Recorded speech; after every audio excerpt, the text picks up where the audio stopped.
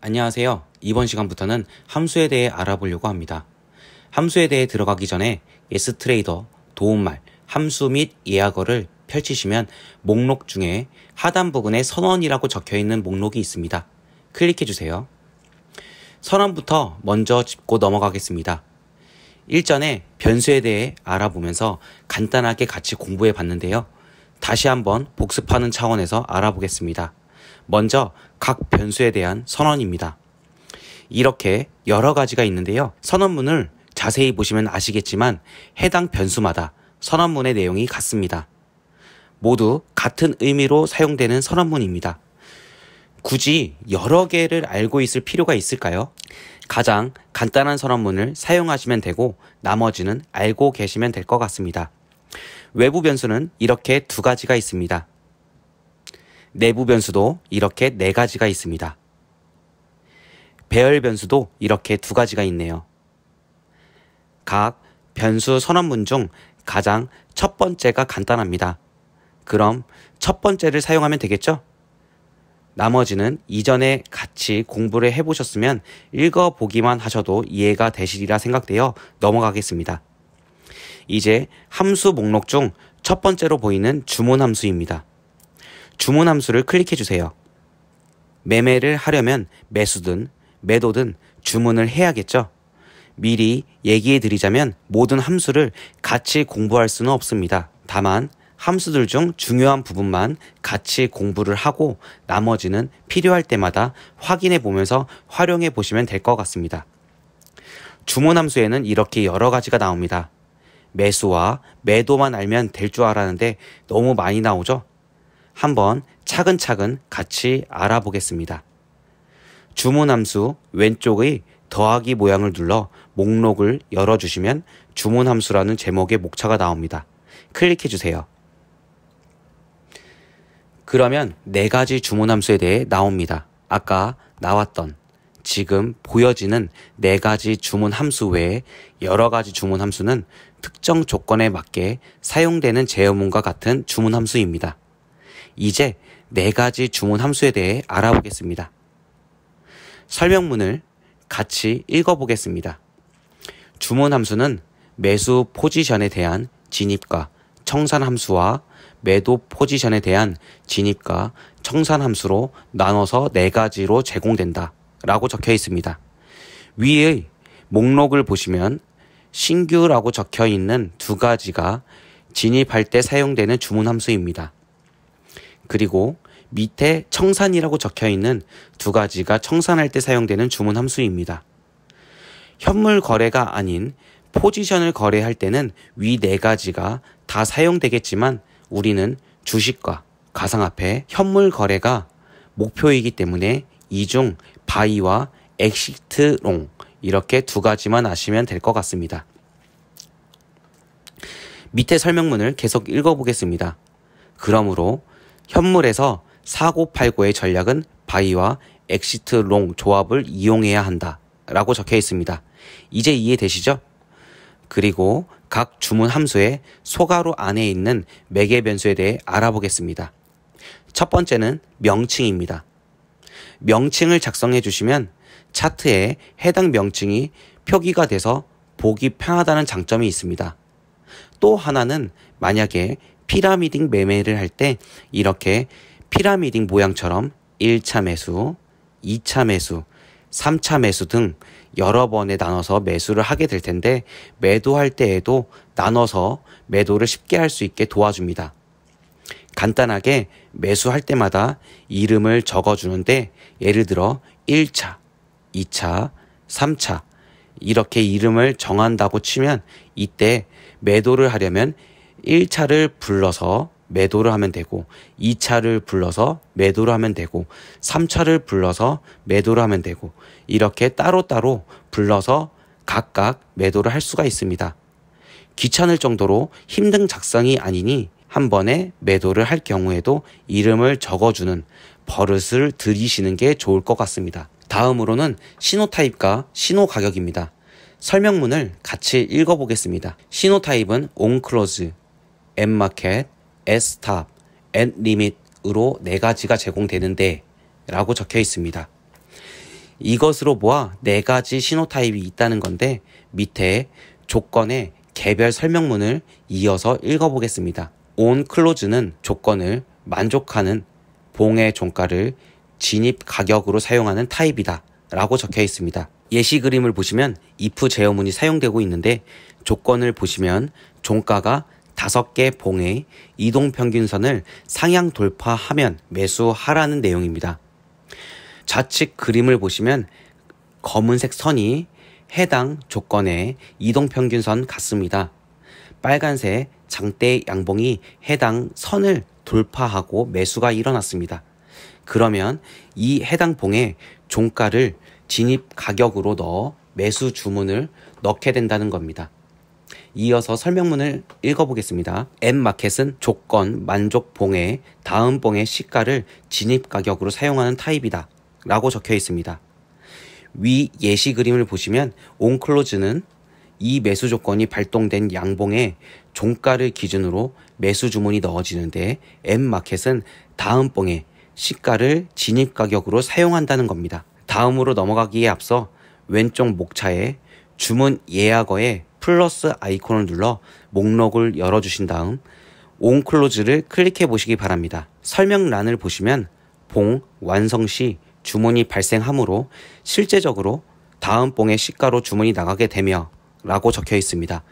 즉 실제 자동 매매를 하시게 되면 둘 다 M마켓으로 주문이 들어간다는 뜻입니다. 그렇기 때문에 온클로즈를 사용하기보다는 특수한 경우가 아니라면 구분하지 말고 M마켓으로 통일해서 사용하는 편이 더 편할 거라 생각이 됩니다. 다시 이전 화면으로 돌아오겠습니다. 이어서 설명문을 읽어보겠습니다.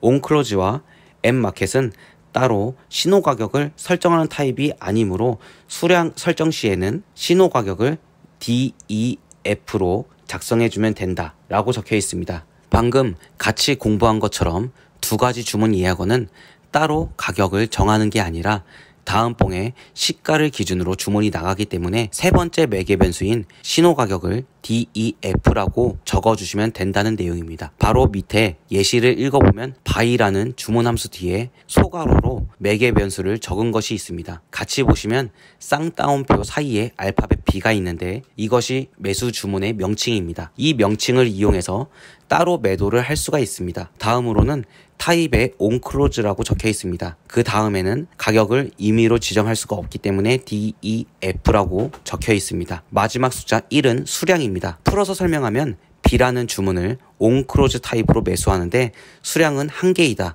라는 의미입니다. 다음은 S탑과 N리밋에 대한 설명입니다. 이전에 S트레이더는 봉이 완성될 때마다 실행이 한 번씩 일어난다고 설명드렸습니다. 이 점을 다시 한번 얘기해 드리는 이유는 꼭 기억하시고 같이 공부를 해야 이해가 빠를 것 같아서입니다. S탑과 N리밋은 조금 복잡해 보일 수도 있는데 우리는 주식이나 ETF 또는 가상화폐를 투자하기 때문에 필요한 부분만 생각해보고 공부할 생각입니다. 설명문을 같이 읽어보겠습니다. S탑과 N리밋은 최근 완성봉 기준으로 가격을 설정한 후에 다음 봉의 시세가 신호가격 조건을 만족하는 즉시 신호가 발생하는 타입이다 라고 적혀 있습니다. 먼저 같이 공부한 온클로즈와 M마켓은 가격을 지정하지 않는데 S탑과 N리밋은 신호가격을 적어서 해당 신호가격 조건에 맞다면 매수가 일어나는 것입니다. 바로 밑에 표를 보시면 쉽게 이해가 되실 겁니다. 매수 주문 함수인 buy가 있고 매도 주문 함수인 exit long이 있습니다. 오른쪽에는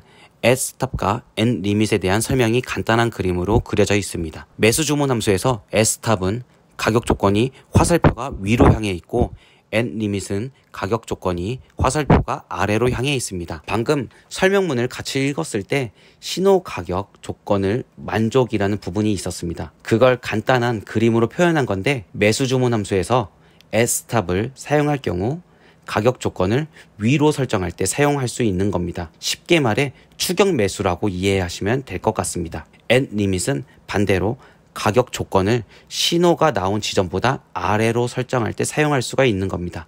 이것은 지정가 매수라고 이해하시면 될 것 같습니다. 다음으로는 매도 주문 함수일 때입니다. 매수 주문 함수일 때와 반대로 생각하시면 됩니다. S탑은 가격 조건을 아래로 지정할 때 사용할 수가 있습니다. 이건 추격 매도로 보시면 됩니다. end limit은 가격 조건을 위로 설정할 때 사용할 수가 있습니다. 이건 지정가 매도로 보시면 됩니다. 예를 들어 기준선을 돌파하는 봉이 완성될 때 매수를 하려고 합니다. 이렇게 기준선이 있습니다. 이 기준선은 전일 종가일 수도 있고 전일 진봉 길이의 절반일 수도 있고 다양하게 설정할 수가 있는데 이 임의로 정해놓은 기준선 밑에서 주가가 움직이다가 기준선을 돌파하는 봉이 완성이 되었다고 생각을 해보세요. 그러면 완성 즉시 주문이 나가는데 이때 at stop으로 주문을 하게 되면 바로 다음 봉 시가에 주문이 되는 게 아니고 다시 한번 조건이 설정이 되고 이 조건이 만족하게 되면 그제서야 주문이 나가게 됩니다. 이제 밑에 그림을 보시면 더 이해가 빠르실 겁니다. 첫 번째 빨간색 봉이 if 제어문의 조건에 만족을 했습니다. 주문식을 보시면 S탑이고 다음 가격 설정에 종가를 뜻하는 C가 적혀 있고 프라이스 스케일 곱하기 10을 더하는 조건이 적혀져 있습니다. 프라이스 스케일은 왼쪽 목차의 데이터 정보를 클릭해 주시면 설명이 나와 있습니다. 설명을 보시면 호가 단위 또는 틱이라고 적혀 있네요. 다시 돌아와서 보시면 그림 위에 해석문이 이해가 되실 겁니다. 양봉의 종가보다 10틱 상승하면 매수라고 적혀 있는 겁니다. 그리고 밑으로 내리시면 end limit을 사용한 매수 주문 예시가 있습니다. 첫 번째 빨간색 봉이 if 제어문의 조건에 만족을 했습니다. 이번에도 바로 주문이 나가는 게 아니라 가격 조건에 만족을 하면 주문이 나가지는 겁니다. 매개 변수 끝부분을 보시면 종가 마이너스 프라이스 스케일 곱하기 10이라고 써 있습니다. 위에 해석문을 읽어보시면 양봉 종가보다 10틱 하락하면 매수라고 적혀 있습니다. end limit은 at stop의 반대라고 생각하시면 되고 매도 주문 함수에는 또 반대로 생각하시면 되는데 구분하기가 힘드시다면 at stop은 추격 매수, 추격 매도라고 기억을 하시고 end limit은 지정가 매수, 지정가 매도라고 기억하시면 쉽게 구분하실 수가 있을 겁니다. 그리고 해당 주문 예약어에는 중요한 점이 있습니다. 봉이 완성될 때 S트레이더가 한 번씩 실행이 된다는 점을 기억하라고 했던 이유가 바로 여기에 있습니다. 이렇게 봉이 완성이 되었고 다음 봉이 올라가기도 하고 내려가기도 하면서 그려지고 있는 와중에 at stop과 end limit의 주문은 계속 대기를 하고 있습니다. 가격 조건이 만족할 때까지 계속 대기를 하고 있는 겁니다. 그러다가 조건이 만족이 되면 매수 또는 매도를 하겠죠. 그런데 조건을 만족하지 못하고 해당 봉이 완성이 되었습니다. 그러면 S트레이더가 다시 실행이 되겠죠. 이때 기존의 주문은 가격 조건이 만족 못한 상태라면 그대로 없어져 버립니다. 만약 신호가 발생된 이때 매수 또는 매도를 꼭 해야 하는 자리라면 기회가 날아가 버리는 겁니다. 다시 그림 예시 위의 설명문을 돌아와 읽어보겠습니다.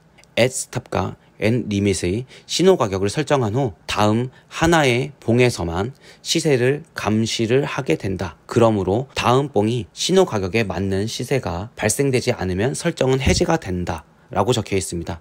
계속 조건이 만족 중이라면 다음 봉에도 가격 조건이 다시 실행이 되겠지만 그게 아니라면 기회가 없어지는 겁니다. 아까 예를 들었던 내용을 다시 보자면 기준선을 돌파하는 봉이 완성되면 주문이 되는 거였는데 이때 돌파하는 액션을 뜻하는 크로스업이라는 함수를 사용할 경우에는 이미 돌파가 나왔기 때문에 이 다음에는 주문이 나가지 않을 겁니다. 왜냐하면 이미 돌파가 나오고 기준선보다 위에 주가가 있기 때문입니다. 이렇기 때문에 굳이 가격 조건을 꼭 설정해야 하는 부분이 있는 경우를 제외하고는 at 마켓과 on close로 주문하시는 편이 나을 것 같다라는 게 제 의견입니다. 이 점 꼭 기억해 주시기 바랍니다. 다음으로는 진입명입니다. 이 진입명은 청산 또는 매도 함수에만 설정이 되는 매개 변수입니다. 매수 함수에서 이름을 지정해 줬다면 해당 이름을 여기에 적어서 해당 매수했던 수량을 그대로 매도를 할 수가 있습니다. 이 부분은 피라미딩 진입 시에 꼭 알아둬야 하는 부분입니다. 이렇게 주가가 상승 중에 있는데 이 부분에서 첫 번째 매수를 하고 이 부분에서 두 번째 매수를 하고 이 부분에서 세 번째 매수를 했습니다. 그리고 매도를 할 때 전체 다 매도를 한 번에 할 수도 있지만 이렇게 첫 번째와 두 번째, 세 번째를 나눠서 매도를 하려 한다면 해당 진입명을 적어주시면 됩니다. 그럼 첫 번째라고 적은 매도식이 실행이 되면 여기서는 첫 번째 매수된 수량만큼만 매도가 됩니다. 다음은 수량입니다. 매수식에서 수량을 적어주시면 해당 수량만큼 매수 주문이 나가게 되고, 매도식에서 수량을 적어주시면 해당 수량만큼 매도 주문이 나가게 됩니다. 만약 매도 함수에서 수량을 적어주시지 않으면 갖고 있는 수량 전부를 매도해 버리게 됩니다. 다음으로는 수량 옵션입니다. 진입명처럼 이것도 매도 함수에만 있는 매개 변수입니다. 옵션은 숫자 0과 1을 넣어줄 수가 있는데, 차이는 분할 매수를 했을 경우 1은 총 매수 수량에서 해당 수량만큼만 매도를 하게 되지만, 0은 분할 매수한 위치마다 해당 수량만큼만 매도를 하게 되는 겁니다. 그림을 보시면 더 쉽게 이해가 되실 겁니다. 첫 번째 그림은 옵션을 1로 설정을 해놓고 수량은 2로 했습니다. 앞전에 3번의 매수가 있었고 마지막 수량을 보시면 총 9개가 매수가 되었다는 것을 알 수가 있습니다. 그러면 9개 마이너스 2개니까 7개가 남게 됩니다. 오른쪽 그림은 옵션을 0으로 설정을 해놓고 수량은 2로 했습니다. 왼쪽의 그림과 똑같은 상황인데 이럴 경우에는 각 주문별로 2개씩 총 6개를 매도가 실행이 되어 잔량은 3개가 남게 됩니다. 이번 시간에는 주문 함수에 대해 알아봤습니다. 왼쪽 목록을 보시면 buy, sell, exit long, exit short 이렇게 4가지 중 우리는 buy와 exit long 이렇게 2가지만 기억을 하시면 됩니다. 나머지 2개는 포지션을 가지고 거래를 할 때 사용되는 것이기 때문에 현물 거래에서는 사용되지가 않습니다. 시스템 트레이딩에서 조건도 중요하지만 무엇보다 매수나 매도가 실행이 되어야 뭐든 할 수가 있을 겁니다. 굉장히 중요한 부분이기 때문에 꼭 숙지하시기 바랍니다. 다음 시간에 뵙겠습니다. 감사합니다.